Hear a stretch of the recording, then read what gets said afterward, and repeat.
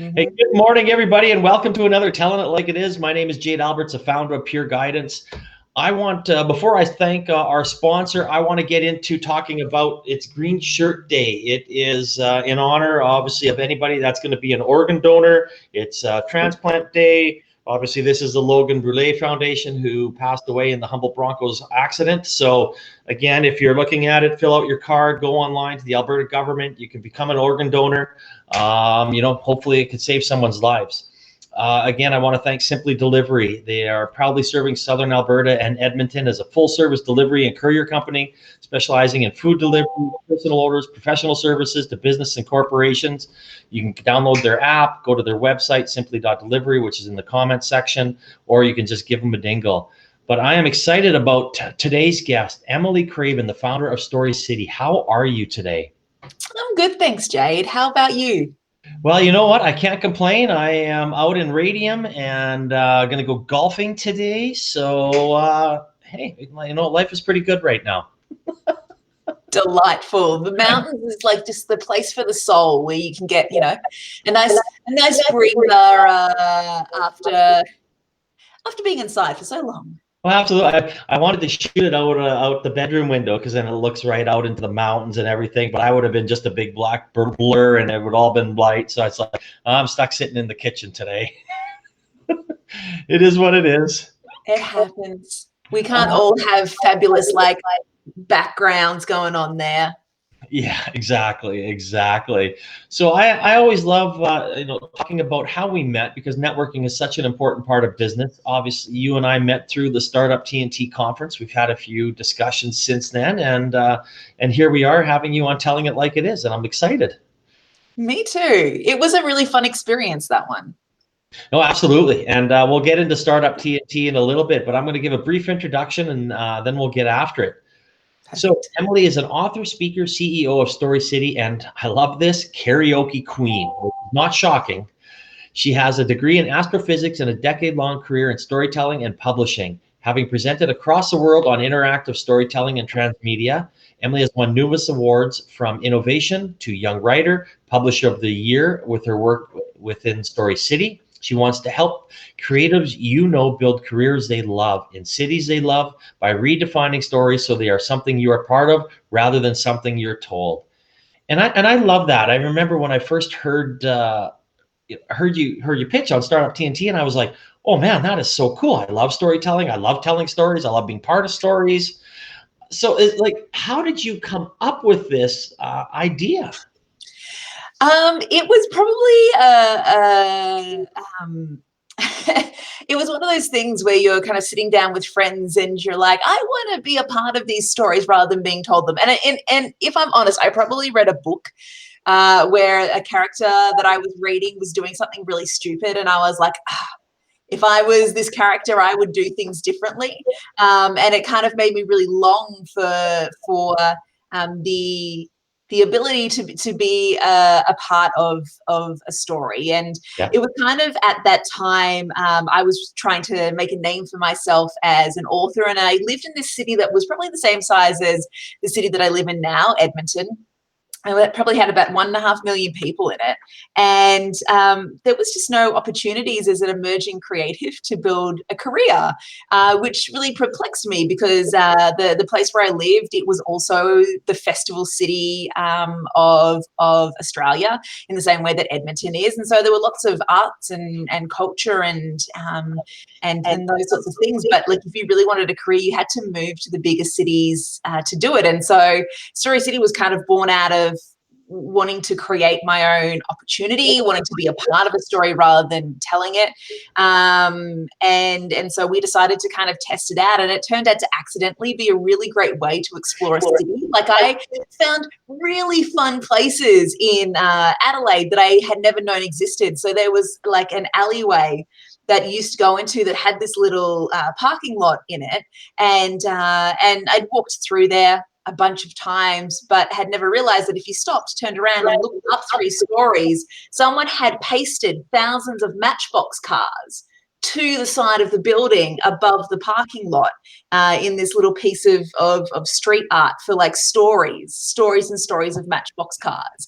And I'd never known it was there. And I'd lived in the city for something like 5 or 6 years beforehand. And so I had kind of roped in several writer friends to create stories with me. And I found out a lot more about my city than I ever knew existed. And I thought, well, if I can find this out about my city, like, what are the stories that you can find in other cities as well that aren't necessarily your regular, like history walks or ghost tours? Like, there's so many interesting places that sometimes you don't pay attention to because you're so busy getting to your job or your school or wherever that is, that you don't actually kind of see the fun things that are around you.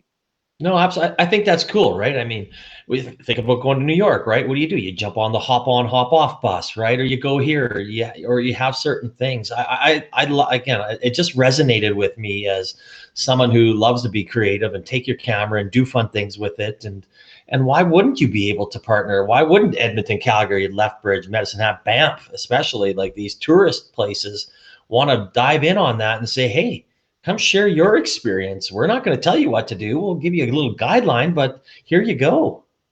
100%. And there's so much talent in every city that you're in, and so much untapped talent as well. And at the moment, this sort of format, this kind of locative storytelling, is limited to like catching Pokemon in a park, which seems so crazy to me, right? And like a lot of those sorts of things were really coding heavy, and you had to be really technical to make them. And I thought that's ridiculous. We have so much talent in each of these cities. We have so many stories that we can tell, both fictional and non-fictional, and all people needed was just the tools to be able to do that. And so that's what I set out to build. No, and I think it's great. So how has things pivoted here in the last little bit with people not being able to travel and obviously not go out in their cities? Was there a little challenge over the last year? So I had originally thought that there would be, right? I had kind of expected it, but a really weird thing happened. We actually started having municipalities reach out to us being like, we can't run events, and you seem like a way that we can run an event without people gathering. How does your platform work, right? And we have always been a platform to entertain local people with their own city, right? Get local people exploring their own city, playing with their own public spaces. And the tourism side of things was kind of a happy afterthought that these experiences would double as tourism. So COVID actually has shown that there's more of a need for this than ever before, because we can't travel. We're looking for interesting experiences to do with our family and friends in our own cities. And we need to find safe ways to do them, and generally outdoor ways to do them as well, with all of the various lockdowns that you see happening across the world. And so COVID has actually turned out to be a really good time to run a company like this, surprisingly. So yeah, well, we hear a lot of that talking to many hundreds of companies over the last little bit, that it's given them a time to almost slow down, rethink, and I don't want to say pivot, but just how are we going to get our word out there? How are we going to market? How are we going to move forward coming out of COVID, when whatever you want to call it, the new normal, back to normal, however it's going to be, but we need a way to get out there, tell our story, make sure that people are still coming to Heritage Park or Callaway Park or Stampede or Klondike Days, whatever it is. So, and they're also getting out of the house as well, right? Like just being outside, just the mental health benefits of getting out of that at home office, getting outside, walking around, taking in fresh air. The benefits of that, particularly when we have so much screen time now and so much Zoom fatigue, like it's it's sort of become necessary, and I find that when you're told you can't go out, that's when people want to, like, it's just this knee-jerk reaction being like, no, I must go outside more. So I think that I have taken more walks in my neighborhood over the past year than I had in the past 3. Oh, isn't that the truth, right? Isn't that the truth? So what type of clients are you targeting? Cities, tourism, companies, like what?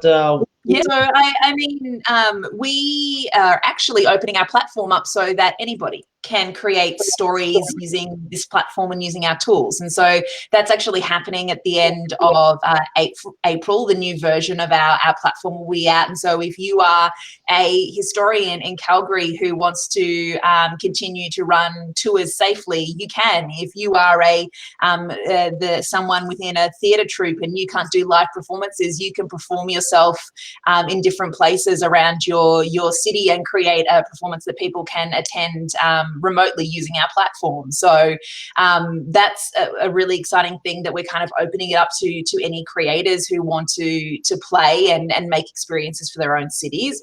But at the same time, we are what I would consider to be a social enterprise. And so the way that we started was that we actually did partnerships with local municipalities, with nonprofits, and with arts organizations. And so we would partner with those organizations to essentially upskill their local creative population and to provide paid work opportunities to their creators to activate particular areas of a city or particular history or culture that someone wanted to make immersive.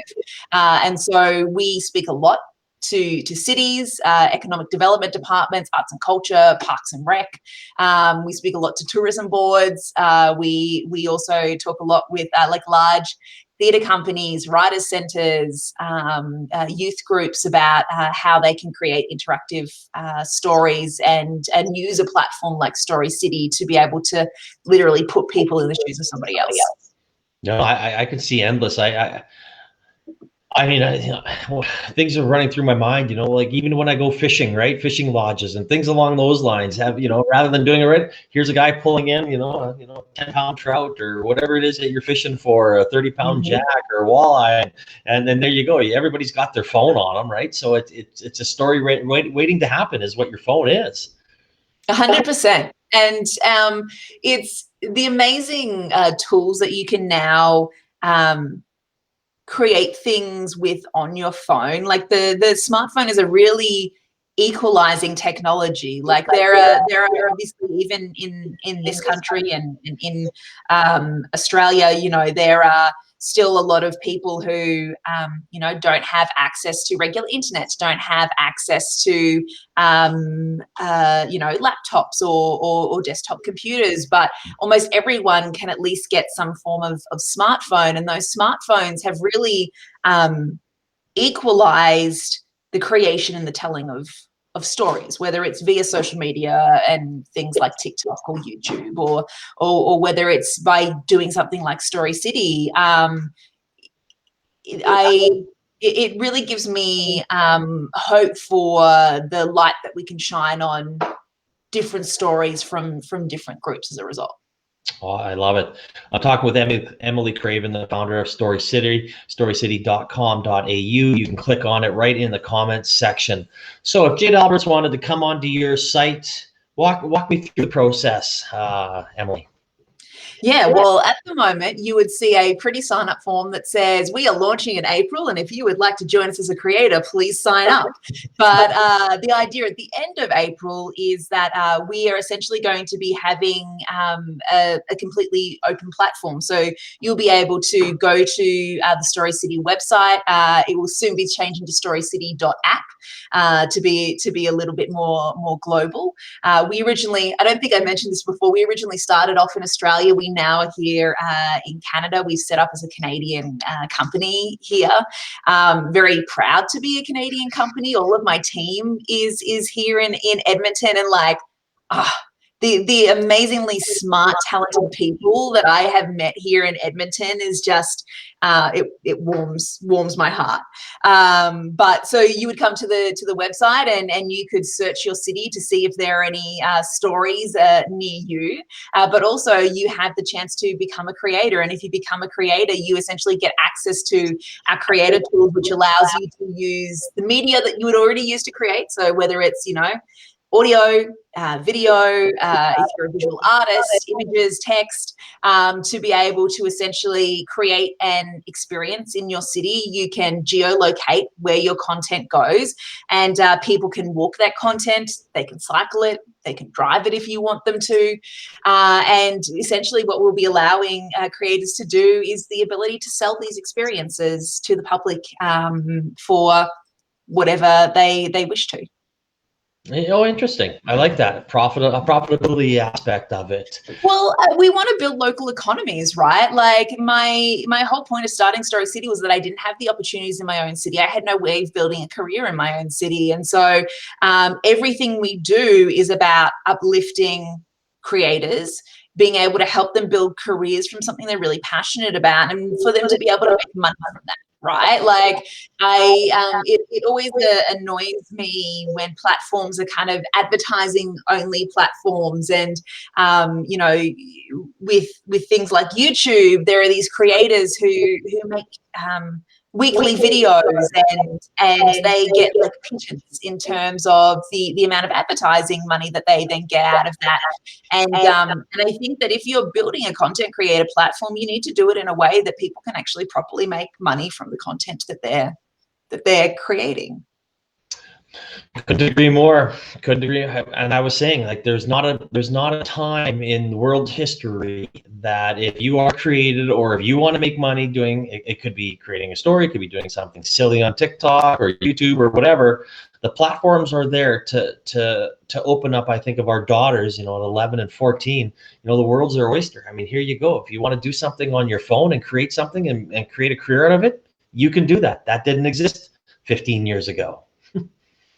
Yeah, 100%. And I think that the idea of what people find entertaining in the stories that they really enjoy has changed and morphed. Like you'll meet so many people who will be like, oh, if you want to run a content website of any description, you have to make sure that you have high quality content. And while I definitely agree with that, you definitely want to make sure that there is content that inspires people and that gets people thinking and creating really interesting things. I also think that the judges of talent are the public themselves. And if you put yourself in the shoes of like tastemaker, I think that that's when platforms really fail, right? When they don't take into account that there are so many niches and so many interests and so many different types of stories. And so as a result, like companies that, like Niantic, who make Pokemon Go, continue to make the same types of games for the same types of audiences. And you miss out on so many stories that way. No, I agree. I mean, it's I'm more of an authentic person, which is why I do it live, which is some of the videos that are content that I've created that have had the most views and hits and likes and shares and everything that comes with it, have been just holding on to my phone and doing this and not really doing any editing at all. So I'm a big fan of authentic, and I'm a big fan of which is why, even when I go to cities, I like to hop on, hop off, because I can hop off somewhere and then I go and we explore. Oh, I can walk this way, I can go this way. I don't have to go on a tour or whatever it may be. So I mean, I think this is an aspect that I can see that so many people can have some fun sharing stories and on their vacations and things that they're doing. 100%. Oh, absolutely. So I know, speaking of, you moved to Edmonton. Edmonton's got tons of talented people. Absolutely. We met through Startup TNT and the pitch night and the investment summit. You made it into the top 5. So why don't you explain or share your Startup TNT experience? Yeah, Startup TNT has been one of those amazing communities that I feel a lot of people luck into finding. And it was one of those things where I moved to a new city. I had moved because I wanted to take my my company global, and Edmonton seems like an odd choice for that, right? Like a lot of people are like, why aren't you in Vancouver? Why aren't you in Toronto? And again, it would probably surprise no one that I rail against, you know, being in those big cities to make the career, right? Like I kind of want to prove that like you can build big careers anywhere, you can build big companies anywhere. And I think that COVID is really starting to show that off, particularly with remote work and people being like, I don't need to be in New York to be a part of this advertising agency. I can, you know, live in Albuquerque and take in the brilliant sunshine and go to the mountains every day, right? Yeah. And so when I came and I set up in Edmonton, my husband works in oil and gas, as many people do in Alberta. So that was kind of how we ended up here. And I'm so glad we did, because Startup TNT is this really vibrant networking community full of entrepreneurs, students who are entrepreneurially spirited, angel investors, you know, investors from various institutes, people from different services that are really interested in building Alberta into something that's more than oil and gas, right? And I've been a part of Startup TNT for almost 12 months before we ended up being shortlisted for the second summit. And I think it's really true that like the more your community gets to know you and understand not only that you're passionate, but that you have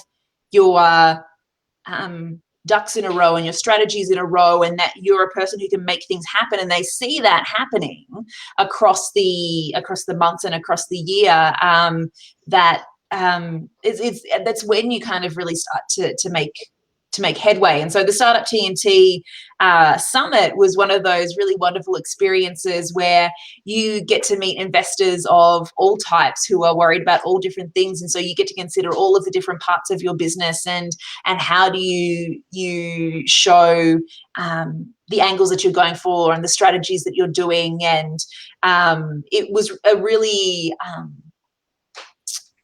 warm and welcoming and friendly atmosphere. You didn't feel like if you said the wrong thing that you were then going to be like blacklisted and pushed out, right? Like It was one of those things where you were constantly getting feedback and people were like, no, I need to know more about this. And then they would let you go away and develop it and come back. And so it was one of those experiences that I felt like I was a part of a community who was cheering me on rather than part of a competition where one wrong move would kind of like set you back.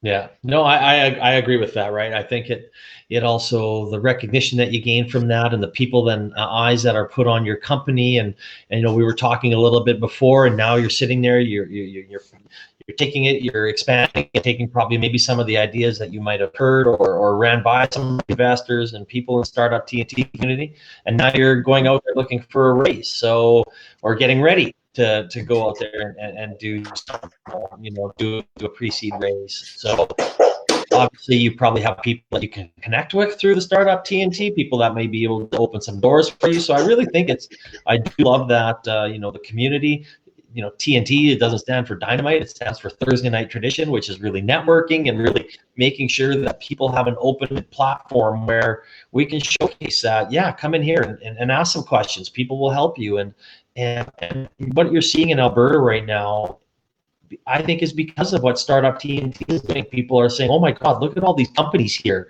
over the last 3 summits after the clean tech one here that are based in Alberta. We knew nothing about these companies. We got to open up shop here. We got to start coming into Alberta, investing in some of these tech companies or whatever type of companies that they are. So I think they've done a really good job opening the eyes to the rest of North America.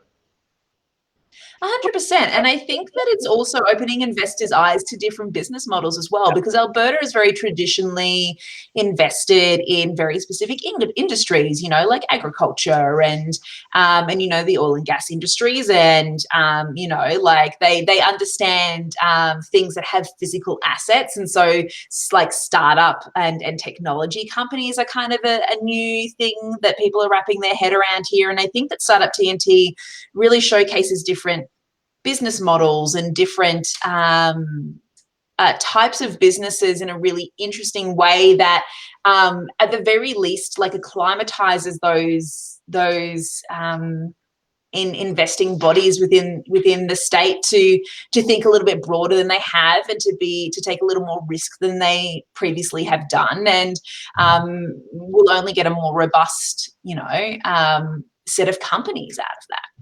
Yeah, I agree. I couldn't agree more. So I know you've kind of explained what's next, and that was going to be my question. So you're opening up your new platform to creators to go out there. So I guess, what is your end goal when this happens? It opens up, and how does Story City blow up from here? Yeah, I think that our end goal from here is that we essentially, as I said, we want to put the content creation tools in the hands of your regular storytellers, so it's not limited by how much technology or coding knowledge that you have. You can just focus on the content in your city, and we plan to essentially roll out across North America by partnering with cities to activate those public spaces for people during COVID in a safe way. But also we want to run a series of prizes in different cities to get people thinking, like, how can they be creative in their cities again? How can they rebuild their arts industries, their tourism industries in a more digital way, and hopefully start kickstarting the recovery of that in these different cities as the vaccines roll out. No, absolutely. No, I agree with that, and I'm excited. And every city and every little whatever business or tourist or people are going to be itching to go and itching to create something. So I think it's coming out of this is good timing. 100%. So I always hate it when our conversation is coming to an end, and my last question is always the same, Emily, but I want to put a little twist on it for you, since you are the master storyteller. If you had one piece of advice for a small business, startup, or entrepreneur about the importance of telling your story or storytelling, what would it be? People don't buy based on your features. They buy based on emotion. So if you are a small business, or you are an entrepreneur, or you're anyone who's trying to connect with someone in a way that is beyond transactional, because I think these days every business can be transactional, but if you want repeat business, if you want evangelists, and if you want the most important marketing asset of all, which is word of mouth, you need to build a connection with people. And people's brains are not wired for dollar values or features. They're wired for stories. And so if you tell a good story, and if you tweak some sort of emotion, people go on a lot about solving a pain point, but yes, you do need to solve a pain point, but at the same time, like, you've also got to excite people. You've got to get people kind of thinking, with their heart, and having visceral rather than rational reactions to you and to your brand. And so that's why storytelling is so incredibly important, and to storytell on an emotional level, not on a rational level, because people buy with their emotions, even though they pretend that it's business decisions. Investors will invest in companies that they like the founder. Right. And so that's why storytelling is so incredibly important. And there are some wonderful resources in and around that, right? Like there was a wonderful book by a woman called Kendra Hall around storytelling. And that really helps you kind of craft stories for marketing messages and for customers and those sorts of things. But you should really look into like ones like that. Check out books by about like Pixar called Creativity Inc. from Ed Catmull, or about Netflix. Netflix's No Rules book. Like, all of those tell stories in really compelling ways, and that will kind of give you a feel for how you could potentially start telling your own story to your own customers. I love it. And some book recommendations. I'll have to put those in too. Make sure people get those ones. I love it. Emily, thank you. I really appreciate you coming on, telling your story, sharing your story with us. Anybody that wants to find out more information about Story City, just click on the website in the comment section. It'll take you directly there. You can reach out to Emily or myself, and we can have a further discussion. But again, Emily, thank you again for spending for having me. Yes, and enjoy the rest of your week, and I'm sure we will chat soon. Perfect. You too. Bye, everyone. Good day, everybody.